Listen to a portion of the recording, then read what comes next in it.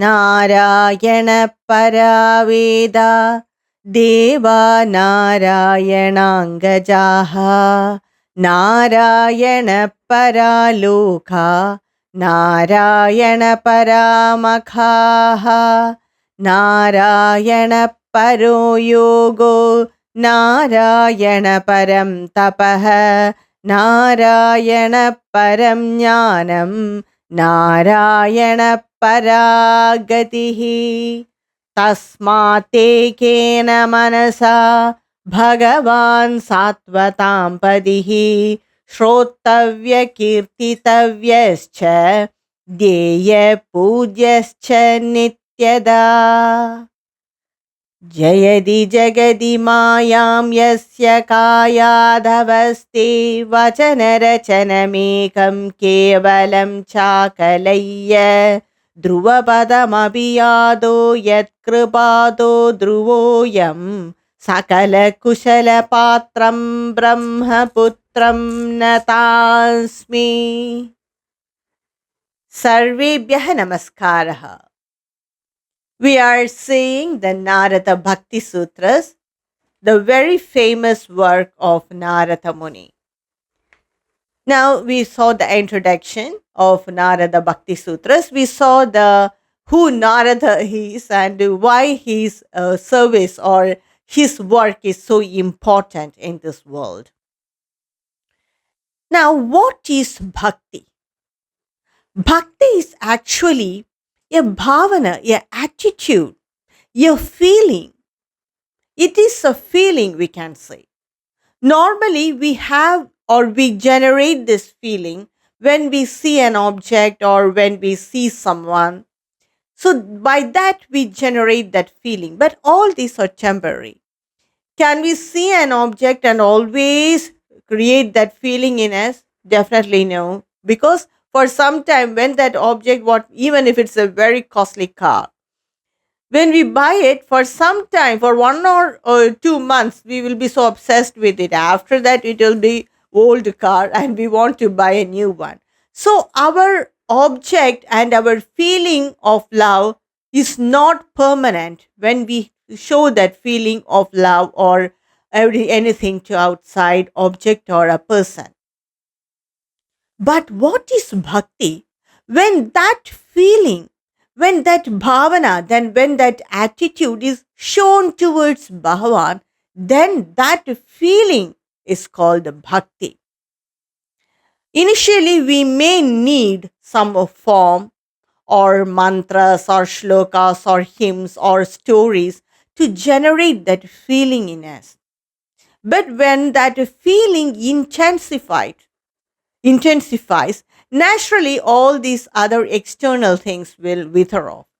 We may not need a form of Bhagavan to generate that feeling. When we think itself, we get that feeling. That's why many people, they go to faraway temples and they see Bhagavan. It will be so crowded. They just captured the picture or image of Bhagavan in their eyes and they come home and they meditate on that form.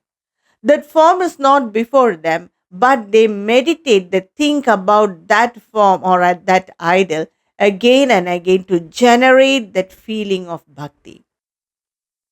So bhakti is not what all we think as chanting slokas or doing puja or going to temple. We all do that to generate that feeling in us. And that feeling, that bhavana, that attitude, that feeling is bhakti. With this feeling of bhakti, anything negative in us or outside us will wither off or go off.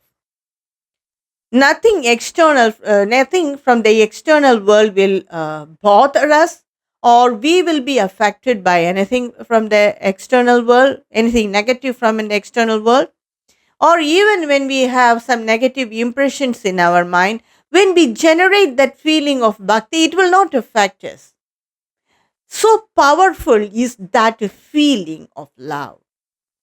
We might have seen in movies that when two people are in love, they just oppose the entire society, entire family. That much power that feeling of love has. but all that are temporary. When we direct that feeling towards Bhagavan, then we automatically have that mental capacity to that ignore anything negative. So powerful is the feeling of bhakti, or so powerful is bhakti. Bhakti can be expressed in three ways. First is the bhaga. That is, we feel that Bhagavan is a part of us. That is, here the bhavana comes like Bhagavan is my father, Bhagavan is my mother, or Bhagavan is my son, my companion, my suhrit, my sakha, all that feeling will come. By bhakti, we have that feeling.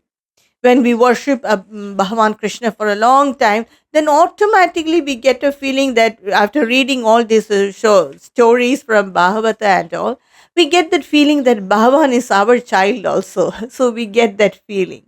That is one type of bhakti. Bhakti is expressed in this way.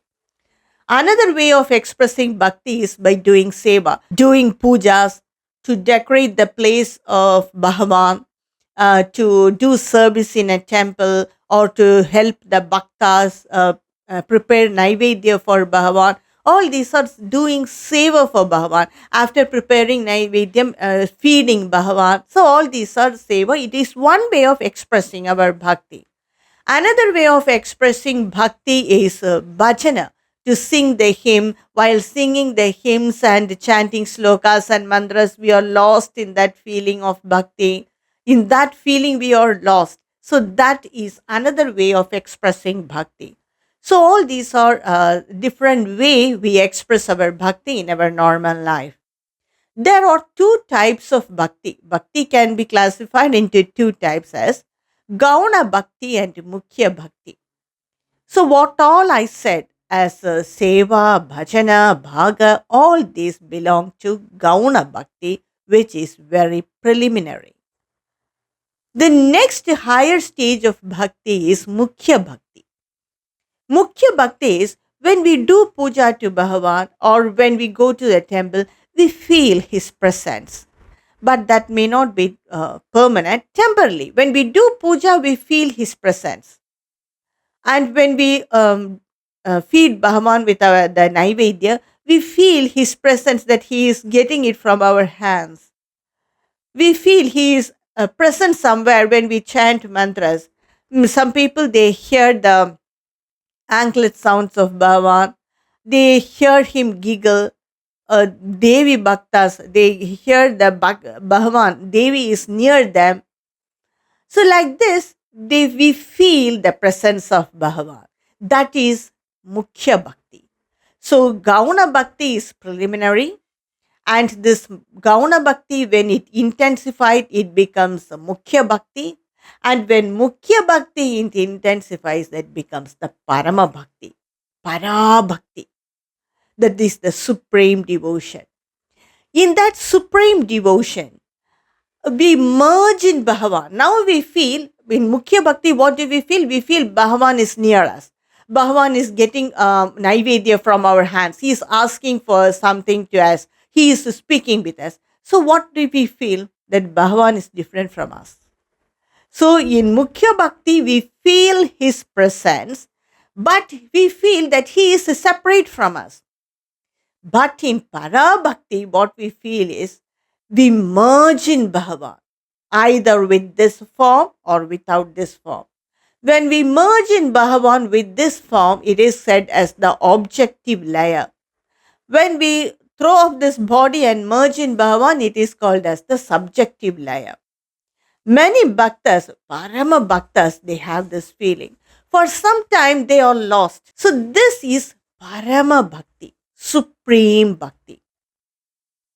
What is discussed in Narada Bhakti Sutras is this Parama Bhakti.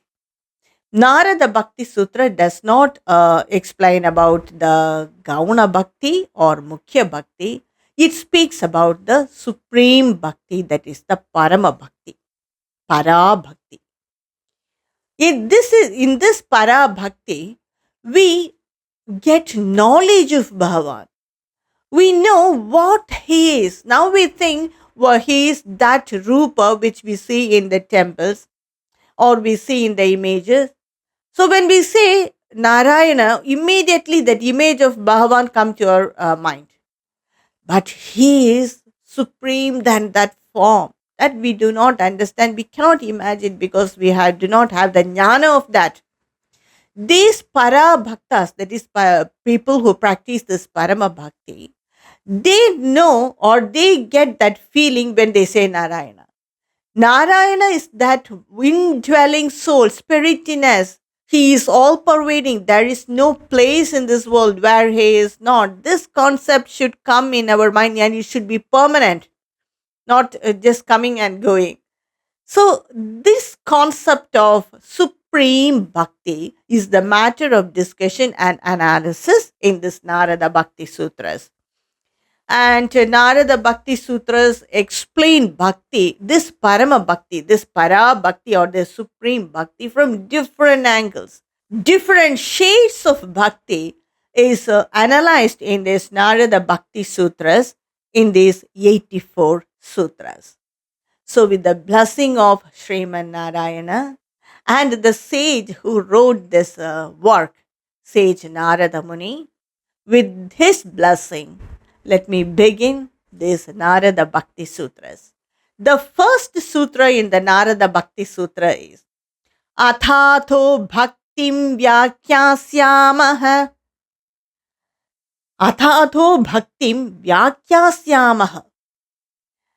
Athatho, it is a very famous word or said as an auspicious word for any beginning. Many sutras and shlokas or some work by the great rishis, they begin with this word Athatho.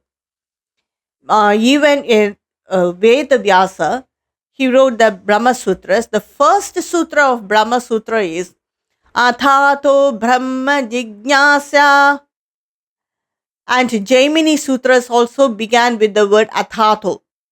Athatho is a samasa, it is a combination of two words, Atha and Atha. Atha means now. Atha means therefore. So the meaning of this sutra, total meaning is Athatho Bhaktim Vyakyasyamaha. Now, therefore, Bhakti is analyzed or done vichara.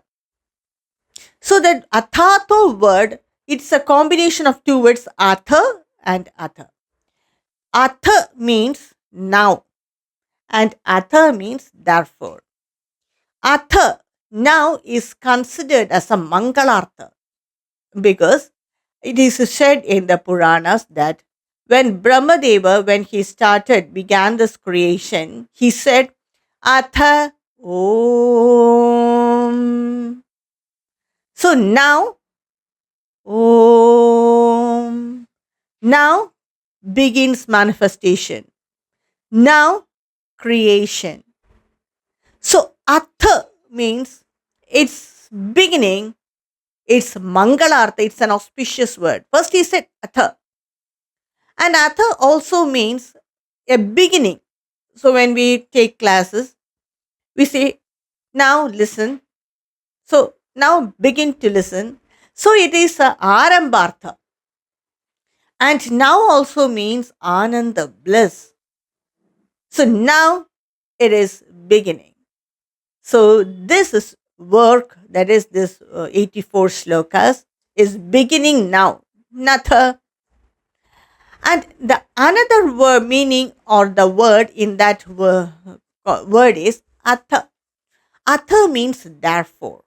So the first word Athatho. Atha plus Atha. Atha we have seen it is now. And now the second is Atha. Atha means therefore. Therefore means we must give a reason for it.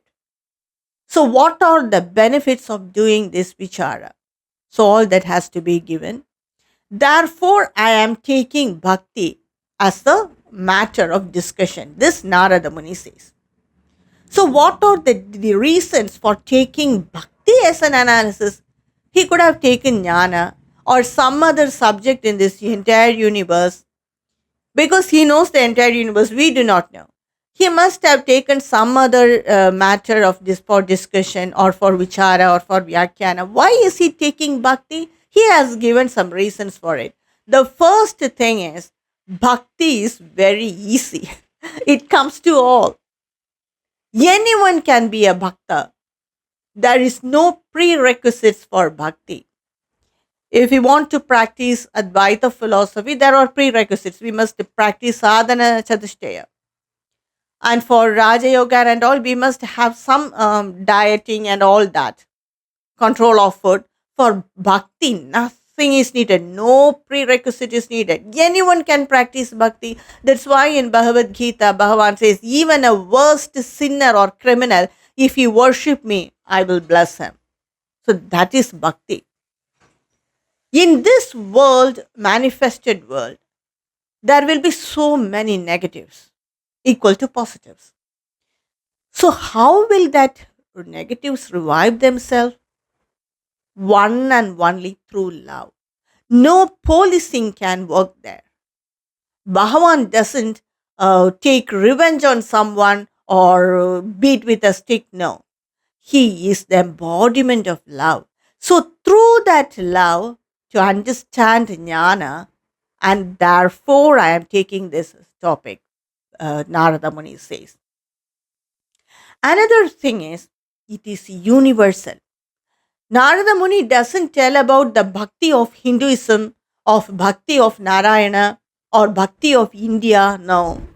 In that time, or there were no different continents, all were together in the beginning of the creation, all were together. Only now it were separated and different people and all that racism, everything is there.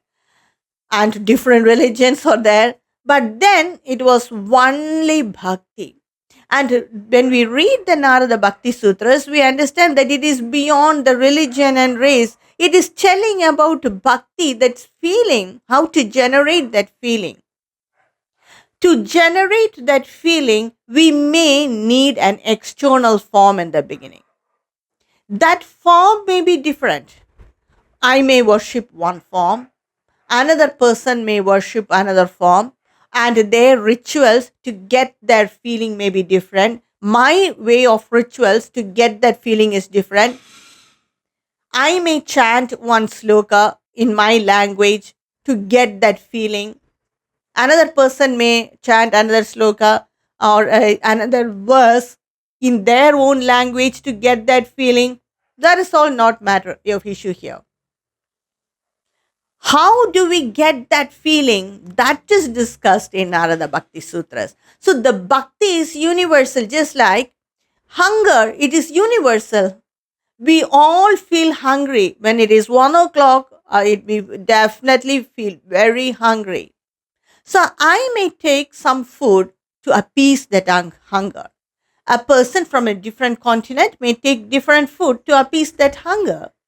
And another person somewhere may take some another food which we may not eat or we may not have seen to appease their hunger. So the feeling of hunger is the same. Only the food we take to appease that hunger is maybe different. So just like that, this feeling of bhakti is universal. We may have different forms, different rituals, different mantras, everything to generate that feeling. That's why the Vedas say this religion, race, everything are so childish, immature matter. Ultimately, the feeling is important. To get that feeling, different people use different forms, different slokas, as I said. All that doesn't matter. The feeling is important because that is bhakti. Bhakti is not in the form, bhakti is the feeling in us. So, for that reason, since it is universal, I take this topic for discussion or for vyakhyana. And anyone can practice bhakti, even a great sinner. If he want to come out of that sin, worst sinner, if he want to come out of that sin, he can practice bhakti. Because bhakti is loving our own soul. Bhagavan is not in the temple or in the puja rooms alone. He is the indwelling spirit in us. He is all pervading. He is in the puja room. Because of his all pervading nature, he is in the temple, he is in the Kailasa, and he is in us. He is the indwelling spirit in us. So through bhakti, we are worshipping our own soul. In a way, we are loving our own soul.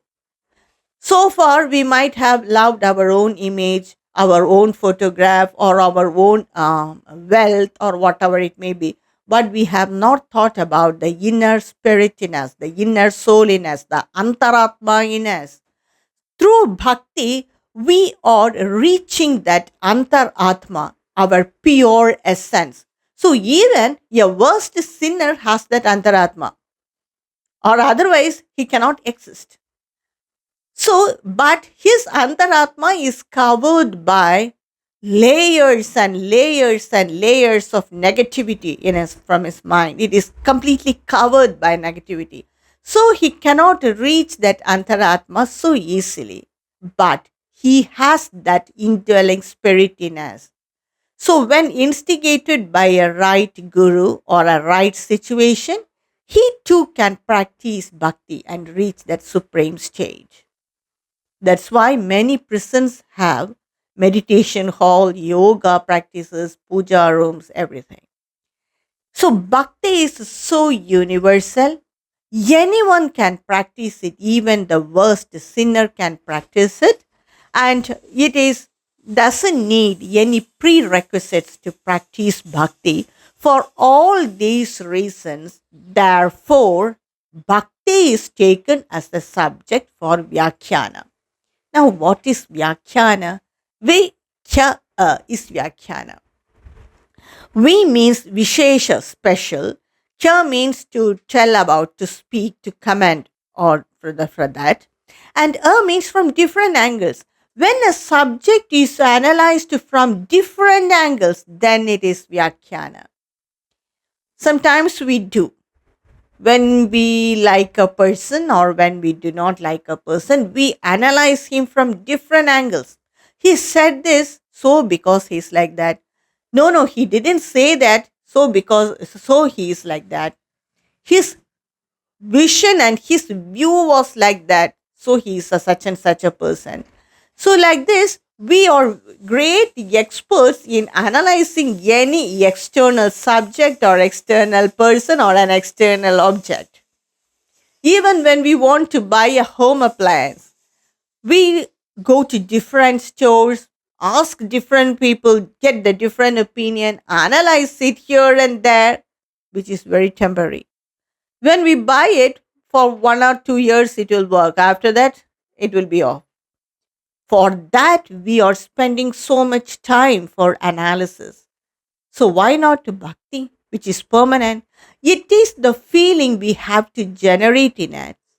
And that feeling, how to get that feeling, how to experience that feeling, that is discussed or analyzed from different angles. And that is the reason for bhakti to be analyzed. And so Narada Muni is in his first sutra, he says that now, which indicates the beginning of his work, and it is a Mangalartha, and that is an auspicious word because Lord Brahma used it now, Om.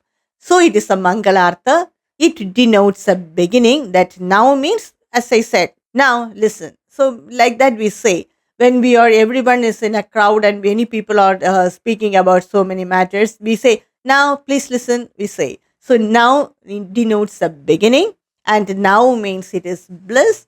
And so, he is using that word now, that is atha. And atha, which has a different meaning, is therefore. Why he is taking bhakti as a matter of discussion? Because it is thus very easy. We all have emotions, to just to turn that emotions in one direction, that is enough. And there is no prerequisites needed for it. Bhakti is universal. All the bhaktas are same.